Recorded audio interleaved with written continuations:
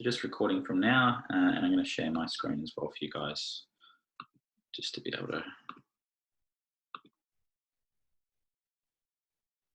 go through where we're at. Okay.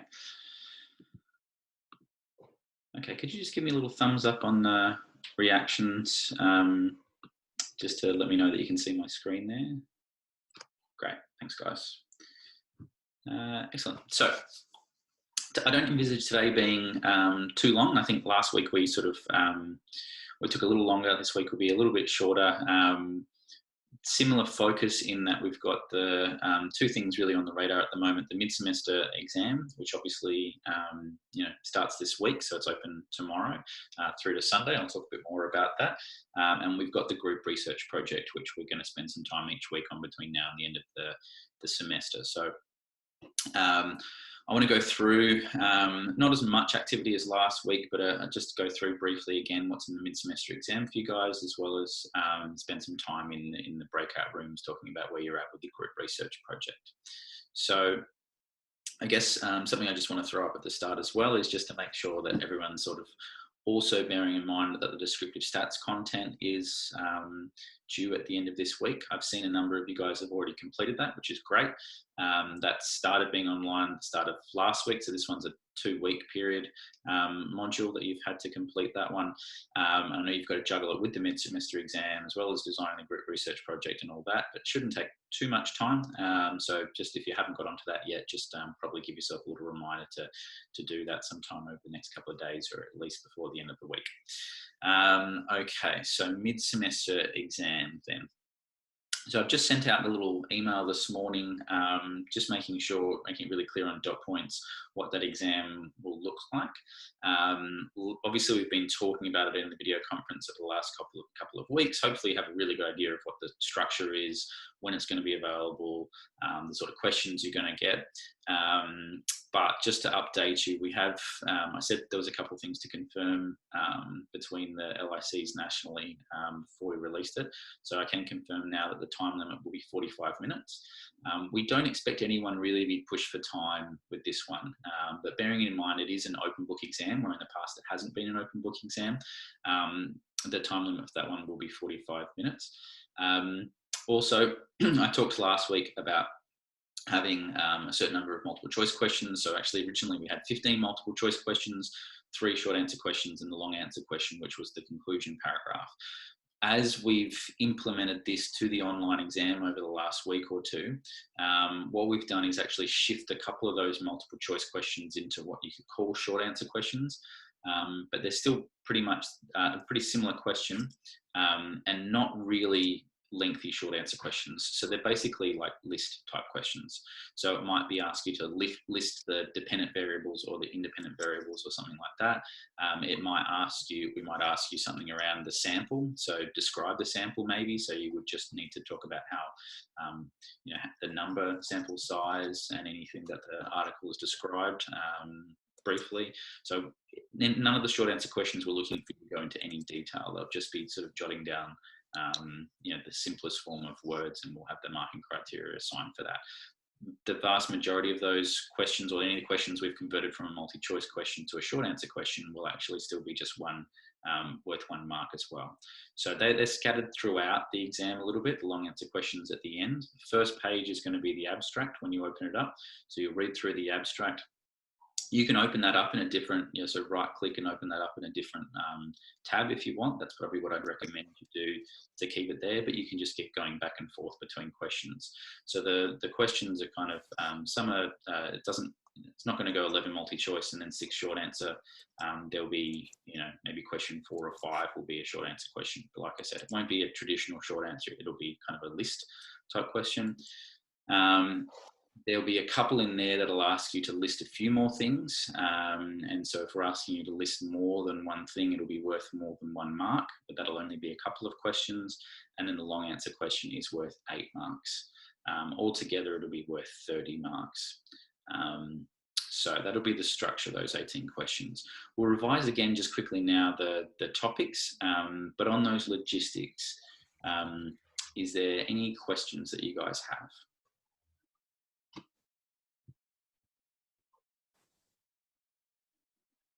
Will there be a word limit for the long answer question? No, no word limit. Because it's writing the conclusion paragraph, I've seen good conclusion paragraphs that are 2 sentences. I've seen good conclusion paragraphs that are 4 sentences. Any longer than 4 sentences, I would think you're probably including information that's not 100% necessary in the conclusion.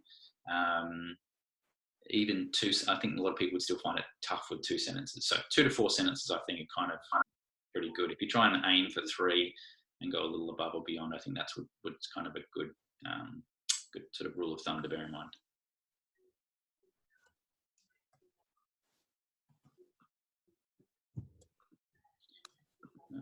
See someone's added to the chat there. Yep, no worries, Jonathan. Any other questions, guys? So as I mentioned last week, it is available online anytime between tomorrow morning, so 8 a.m. tomorrow morning they will appear, so the instructions and the actual exams, and then they'll shut down just before midnight on Sunday night. So it's one attempt. You can make that attempt anytime you want. Whenever you feel prepared for it, obviously make sure you're in a space that you can complete it over 45 minutes. If you do have technical issues, just let us know. If you get kicked out of the exam for some reason, so if there's some technical issue, the exam stays paused for you. It's not going to submit. So then you can log back in and you should be at the same point, and that's saved for you. If you do have further technical issues, so you can't get in or it has shut for you for some reason, then obviously let us know. Don't think that that's it and you're not going to get a mark for your exam or whatever. We're always able to reopen the exam or allow you to do the exam again or something like that. So let us know straight away when it happens, and we'll make sure that we can come up with some alternatives. Okay. So what I might do then is just go over the content that's or the type of questions you're going to be asked. So we did this obviously last week in the video conference with a bit of an example research area. You've got all these questions in tutorial activities before, whether it be the face-to-face ones that we covered in class together, or whether it be the online activities that hopefully you've gone through. All of the types of questions you would have gotten in those tutorials before. They're covering content that you would have gotten in the quizzes before. And obviously the more you try to practice these outside of those, the better it is as well. So you will get a question on the peer review process, as well as the, whether it's a research or review article. You will get questions on the ethics law process. So will it need to go through a general ethics committee or a human ethics committee, things like that. Maybe a question around ethical misconduct, or the different types of ethical misconduct that we covered in that content. The ethical considerations, so we talked about that last week again with the informed consent, at-risk populations, disclosure of findings, those sort of things. There's a list of those you'll find in the content from that week. Research methods 1 and 2, so things like the sample, the dependent variable, so you'll be asked about the dependent variable, and all the articles will have a dependent variable. Your article may or may not have an independent variable. You'll be asked whether it does and what type it is. You'll be asked about extraneous variables, internal, external validity, limitations, delimitations. So make sure you know what the difference is between limitations and delimitations. Make sure you can name a few delimitations, because every study is going to have some chosen restriction, and so make sure that you can list some of those. Where it might sit on the basic applied continuum. So again, like we talked about last week, you're not going to be just given an open question of would this be more basic or applied, but you will be sort of framed of if this article is primarily answering a question that is more directly relatable to a problem in real world and doesn't necessarily advance our knowledge, and therefore would it be more basic, applied, and so that would obviously be more applied. So it'll be framed like that. You'll be asked about whether it's qualitative or quantitative. You'll be asked to categorize it in terms of classic, experimental, or causal, comparative, correlational, descriptional. You'll be asked, so that's the experimental, non-experimental categories. You'll be asked about reliability, objectivity, validity. So that's not, giving your opinion on whether the instrument was any of those, but you might be asked to list these three. You might be asked a question about what objectivity is or reliability is, and you'll have to be able to answer that in a list or multiple choice scenario. Common research areas, so identifying things like Hawthorne effect, placebo, halo effect, John Henry, reverse John Henry, those type of common research areas within the abstract.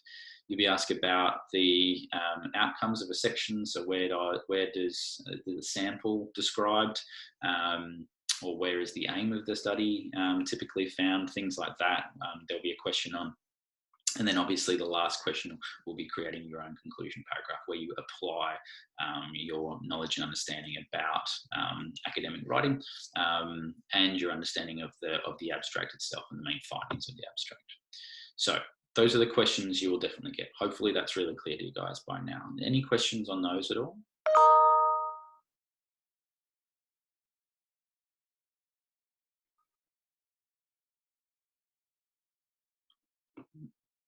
Okay.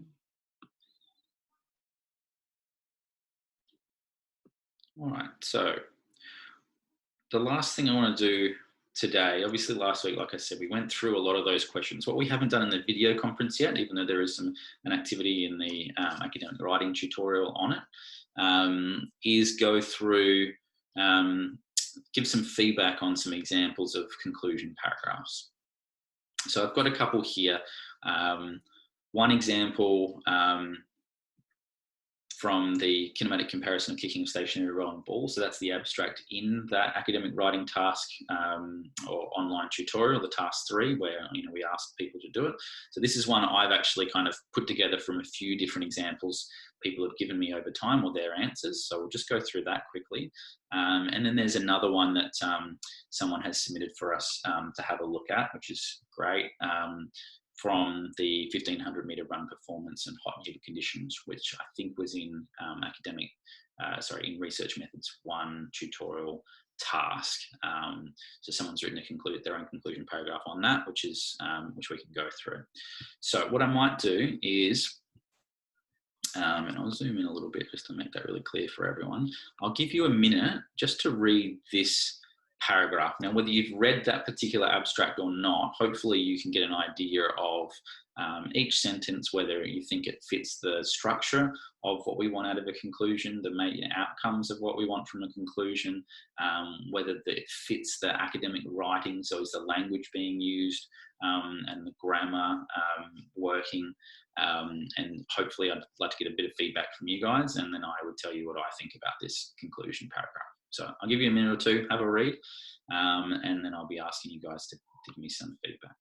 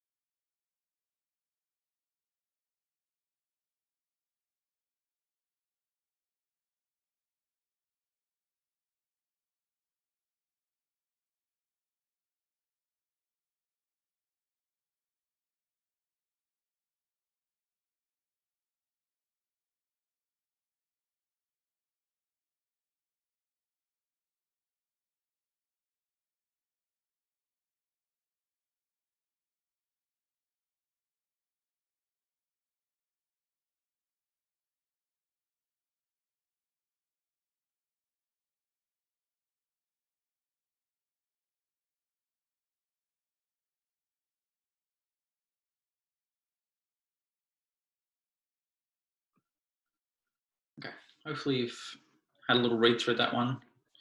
I've just put on some track changes so we can sort of respond a little bit, maybe put in some suggestions to our feedback on that one. So maybe someone can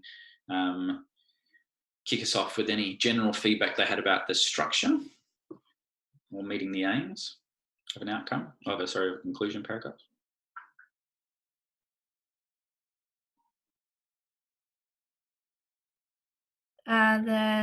It shouldn't say that there was a definitive. I can't really word it, but it shouldn't actually say that the results proved something. Like it should just be, it may have proved, or something like that. Yeah, definitely. Yeah, that's a really great point. So the language here, the academic language we use, we know from from what we've done so far in this unit, but also will definitely, this will be hammered home far more in statistics, is that we can never really prove anything in science. But what we can do is deal with probability and things being quite likely. And so we deliberately make sure our language indicates that, or sort of reflects, I guess, that level of,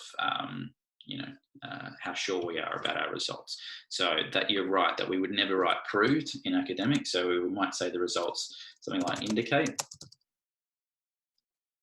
And you could even grammatically change something like that to no difference between the two. And even that sentence in general, I guess you tend to want your sentences to be to stand alone. They want to link from previous sentences, but you want them to stand alone. So we could probably change that in here I'll just put some dots there for now, to actually outline what we're talking about, rather than the previous sentence, having to look back to the previous sentence. Jonathan, you said the message overall has been repeated. Yeah, it has. I guess from a flow, we're talking about, the first sentence, and we'll come back to this, says that I'm looking for the difference between, and then no difference between kicking stationary on rolling ball here, then also no difference between rolling balls at any angle, which is kind of building on, but only got a slightly different, so it's getting a bit repetitive. And then again in the final sentence, no difference between it. So this is a kind of a common one that I actually read. Sometimes we get a little stuck with our conclusion paragraph, and we might just end up repeating kind of the same thing, but something slightly different each time. So you want to make sure that you sort of build on it, have a flow, but significantly build on it in some way. So add to the actual paragraph without being too repetitive. So that's a really good point. Let's visit this first sentence here. Yeah, that's a really good point, Jonathan. Build on the implication. So let's go back to that one in a second. This first sentence here, does this belong in a conclusion paragraph? And also there's grammatical error in it as well. Yeah, absolutely. So instead of difference, it's different.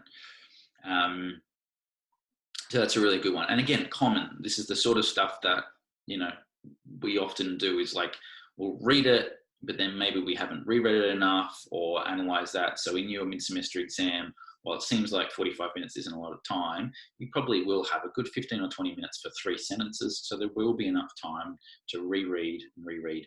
If you do have a small error in in the grammar like that, it doesn't mean you're going to fail your exam, or you're going to even fail that section. You're probably still going to do pretty well overall. You only lose a little bit of grades, but it certainly helps to reread, and so you don't, you're losing the minimum amount of grades you have. In general, that whole sentence is not really providing anything to the conclusion paragraph. So repeating the aim of a study is nice to do towards this front end of a discussion, to kind of bring us back to what it was that we were looking at, and therefore then go on to implications and discussion about the findings. But in a conclusion paragraph, remember, it's really like, think of it like an elevator pitch. So it's like someone, getting into the elevator and saying, oh, hey, that research study of yours, how's that gone?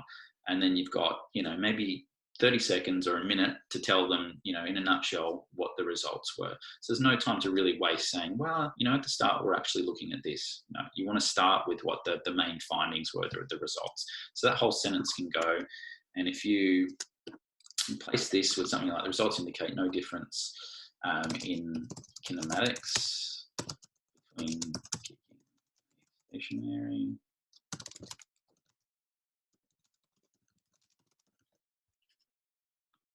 something like that. I think we can neaten that sentence up a bit more. Then you've got your main findings of the article up front, first sentence. Now then you may want to build on that more. So like this second sentence has, there was also no difference between kicking a rolling ball at different angles, although I think that's probably could be done a little bit better, that sentence. And then at the last sentence here, we've either going for what that means as an applied recommendation, or a call for future research. So I think here it's really talking about the applied outcome. We could have chosen what it means for future research. Jonathan, you said in the chat there, can we have both? You can, but you probably don't want to have an extensive form of both, because you probably have covered some of that in your discussion. So really it's just kind of recapping what the major aspect is. So for your conclusion paragraph for your mid-semester exam, I'd recommend just choosing one. You're not going to get marked down if you choose both, but you're introducing yourself probably to a little bit of, you're not going to get extra marks for doing both, and you can introduce yourself to potentially maybe losing some if you haven't done well in one of those sentences. I think for that, for this particular abstract, for those who have read it, or the article, I think you definitely, I've seen examples of both that have been done pretty well. There are applied applications that can be done pretty well, but there's also really, you can call for future research as well. We might get into the call for future research in example 2, but in terms of applied recommendation, this is a kind of a common one that we see that to me is probably a little bit stretching it. So finding that there are no significant differences between the kinematics of kicking a rolling stationary ball, it's a bit of a stretch then to say that training with one will improve the skills of the other. Just because the kinematics are the same, it doesn't mean we know what the crossover effect is of the training on those. So a lot of people will try and stretch, what they think the implications or the findings are of the research. Try not to do that. So if you're not comfortable with what that is, either keep it really simple or go for future research recommendation. Probably. And even something like for footballs, it appears there's no difference. Again, I think as you mentioned before, Jonathan, that's kind of repetitive from the previous sentences. So you could go with something like,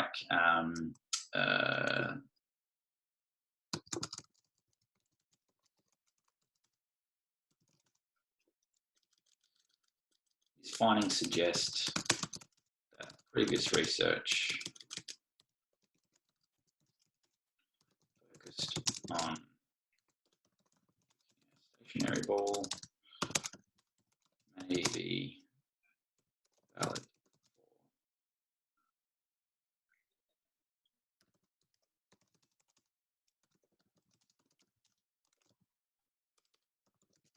So again, keeping the language, not certain. So maybe suggesting that the findings may be valid. There could be future work there done on that. But that's, I guess, looking back, if you do remember that abstract, that was something that was just talked about in the discussion, and was really the focus of the introduction as well, was saying, hey, we've done a lot of research in the past, or biomechanists, motor control people and stuff like that have done a lot of mechanical research from the past based on kicking a stationary ball, because it's logistically the easiest thing to do in a lab environment, or controls for some of the extraneous variables. However, we're not sure if we kick a rolling ball the same as a stationary ball. So this study was looking at, the kinematics of doing both.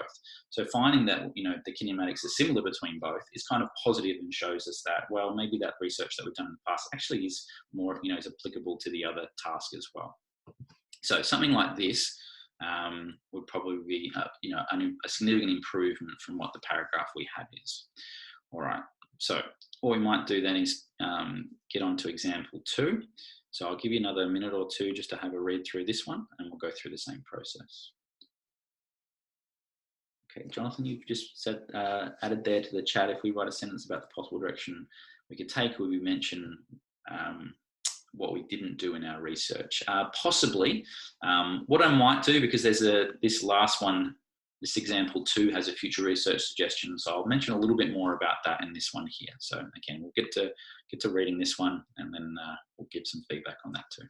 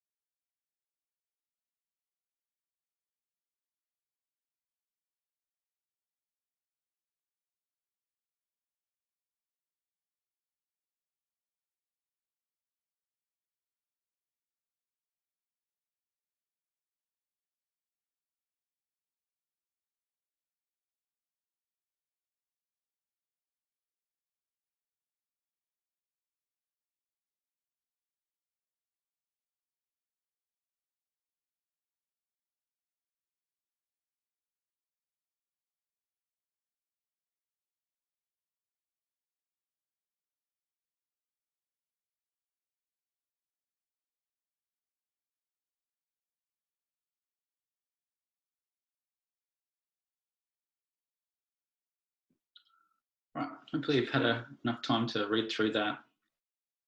So maybe if anyone can kick us off by giving some feedback about the overall structure, the flow, or anything you notice that might be good or potentially could be improved on.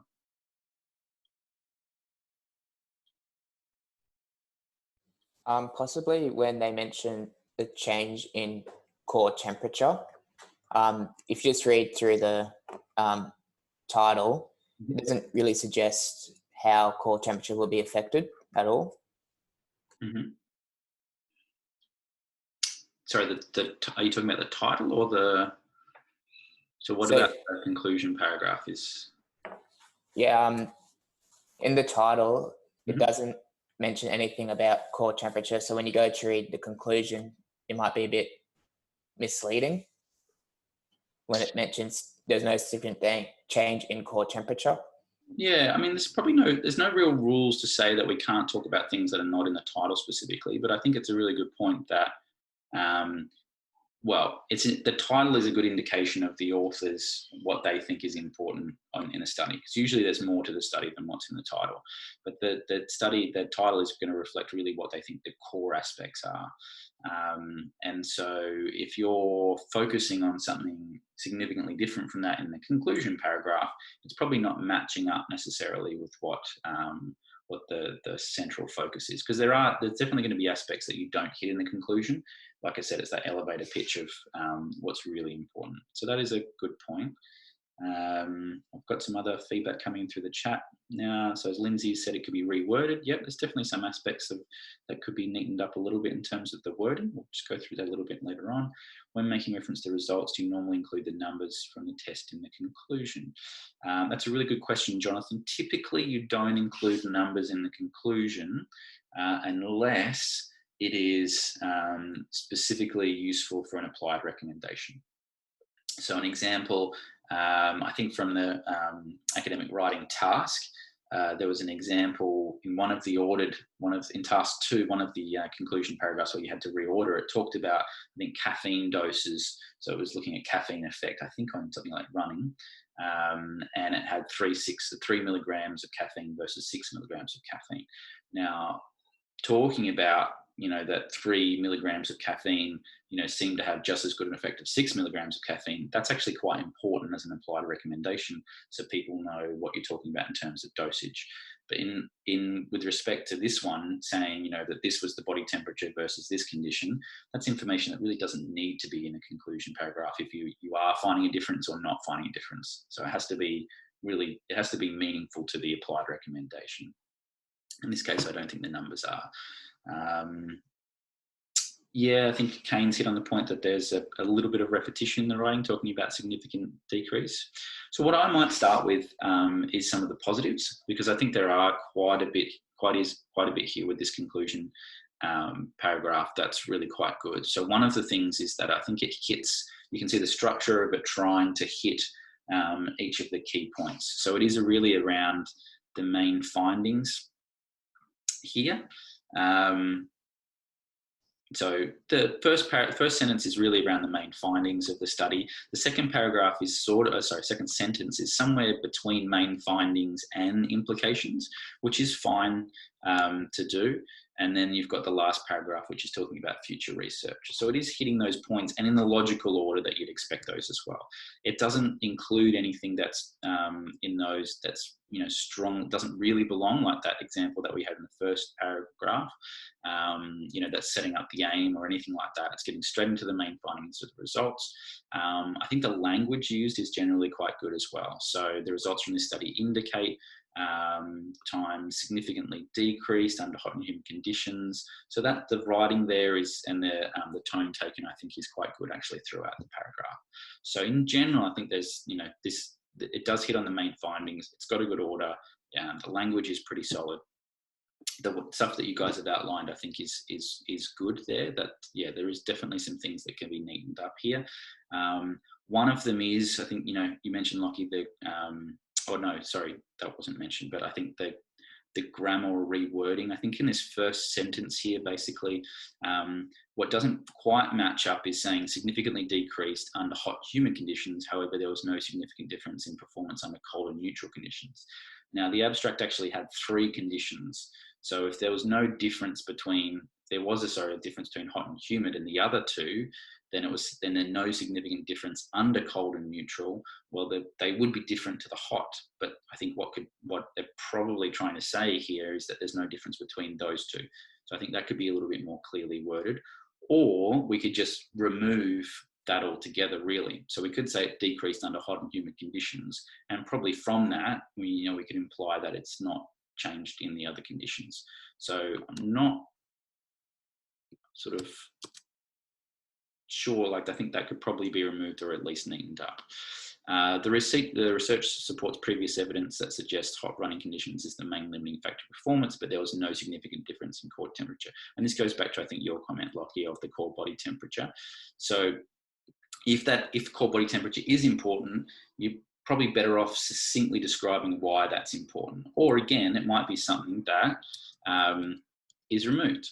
So if it's not something significant, it doesn't belong in the elevator pitch, it's okay to not have it in the conclusion paragraph. You're not going to get marked down or have a bad conclusion if it's missing some information from the article, because it's always going to miss out on some, as long as it's got the main stuff there.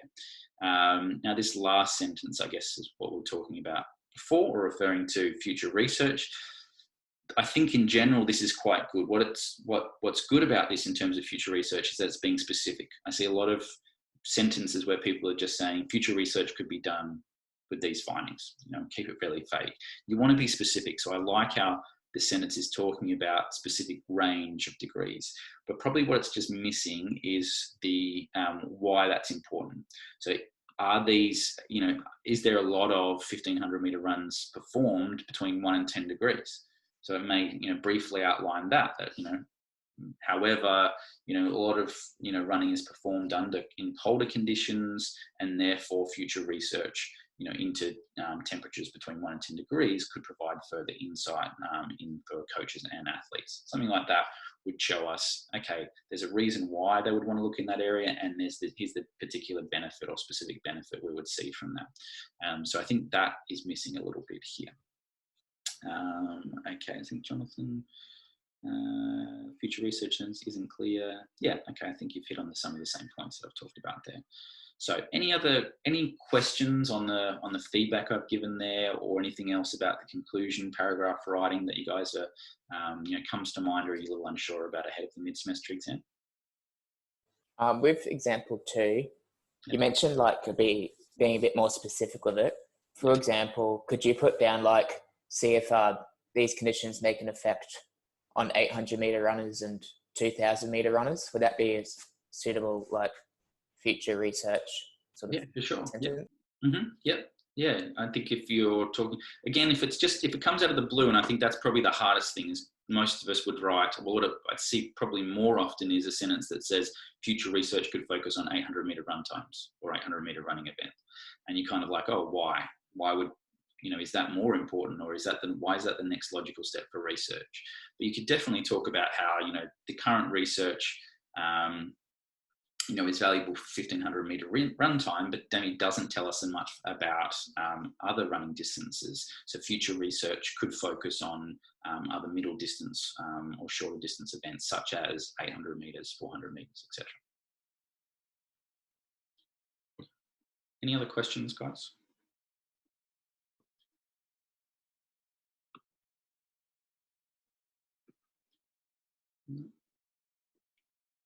All right. Okay, so hopefully we're all prepared for the mid-semester exam. I'm sure there's a little bit left to do for some people before you actually want to complete it. So I guess the other frequently asked question we get, which I tried to address in the email this morning a little bit, was what should I really be doing in the lead up to the mid-semester exam? I kind of know what's going to be in there, but just to practice for it, what should I be doing? So my recommendations would be to have another flick through the content slides. Because remember, if we're asking you to list things or the difference between 2 concepts, then that's going to be really clearly outlined in those. So just flick through again the concepts, If you haven't done any of those online tutorials, then go and complete those, make sure they're all done. If you have done them, go revisit them, have a look through them, and then have a look at the today's video conference or the video conference from the last couple of weeks one more time, just to know exactly what sort of questions you're going to get. Practice more on writing abstract conclusions, so any abstract or article you can get your hand on, try and write a conclusion paragraph for, and have a look to see if it matches up with what we've been talking about. And then the same with identifying things like dependent variables, independent variables, things like that. If you get really stuck, if you're not sure on a concept with all that revision, then let me know. If it's a simple one, I can answer it over email. If you want to have a quick video chat, I can do that as well. But then otherwise, I think that's a pretty good preparation, and you should all, I think, be on a pretty good track for the mid-semester exam. Jonathan, you've said, can I just double check what content's going to be tested? Is it week 1 to 6? Yep, week 1 to 6. So it's going to be from intro to research.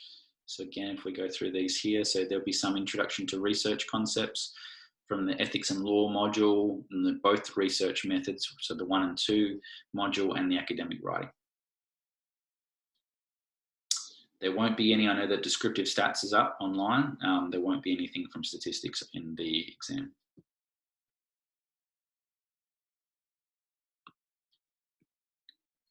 How many marks? Kane's just added, how many marks will the conclusion question be worth? So that'll be worth 8 marks out of the 30 marks total for the exam.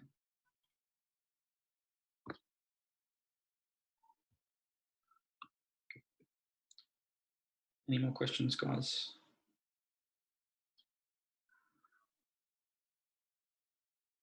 Okay. If you have any questions in the future, just let me know. So what I might do now is switch into the group research project. So as we as we mentioned last week, working backwards from the due date at the end of week 12 to be analysed, we want to be analysing the data in week 11 at the latest. So we want to collect data in week 9 and 10 in the latest by the end of week 10. So to do that, what would really be like, I want to try and get as many people as possible, if not everyone, to have a draft application form, information sheet and consent form to me by the end of week 8. So that's the end of next week. So if you've had a look through those documents, you'll know that the application form is, the front section is sort of tick boxes, but then we're asking you to outline what your research looks like, the justification for it, the risks and benefits to participants.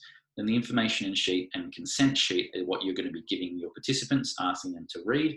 The question has come up around how do we do it at home in terms of getting consent? Does everyone have to sign off on a physical form that we print out? I know not everyone has access to printers at home, so if you've got an iPad or something like that where they can put scribble their electronic signature on, or they can just add, copy and paste their electronic signature on, then great.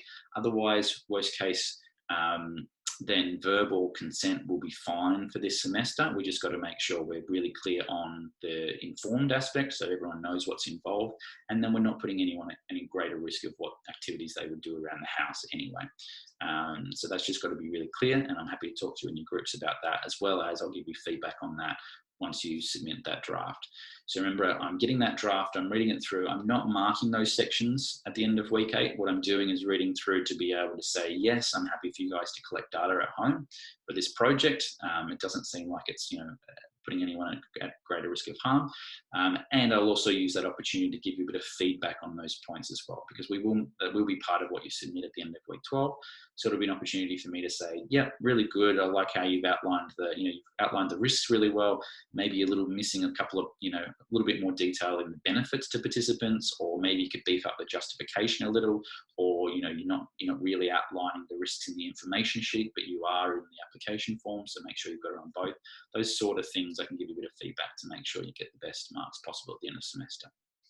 So if that's due by the end of next week, then really you want to be making sure that, well, hopefully as many people this week as possible, I can go into those, the breakout rooms, and people already have kind of a draft of what they want to do in terms of their experiment, and I can help guide you on that, give you a little bit of feedback, and then over the next week and a half, you can just work on getting that into the documents. It shouldn't take too long.